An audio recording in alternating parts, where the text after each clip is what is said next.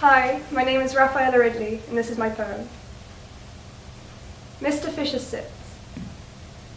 Mr. Fisher sits in a sinister sliver of space, tight between two hooded figures wishing it were bigger. The rain blisters like a river.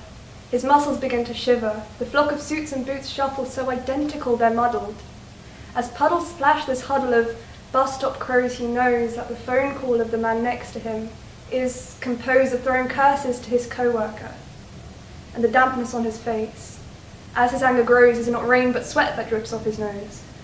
To his other side, there's a woman reading a newspaper. Its crooked pages comfortably cushioned on her woolly-looking jumper. Mr. Fisher shuts his heavy eyelids and casts his mind back to a time when he was undefined by society.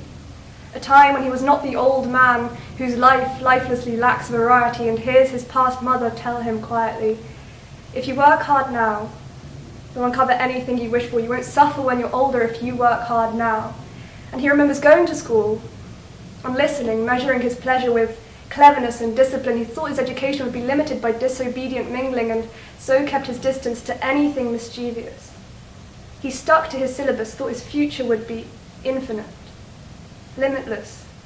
He learnt the difference between picking a fight and picking his fights. He learnt how to be vigorously literate without ignorance.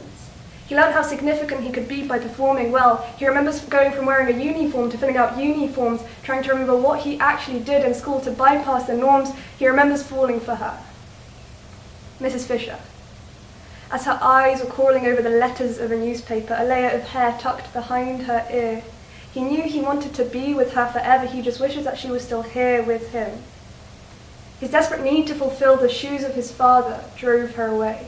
He worked till he froze and his face turned grey, and he could not cope with the fact that he did not make enough way for her, missed a day of work and stayed with her because the day she passed was forecast to be bad. From the moment after a fight when he left her in the driveway shouting that he wanted to be too much like his dad. And then he never saw her again. And even with over 60 years of learning, he couldn't comprehend where their time had gone. And he realizes that he'd spent it on himself instead.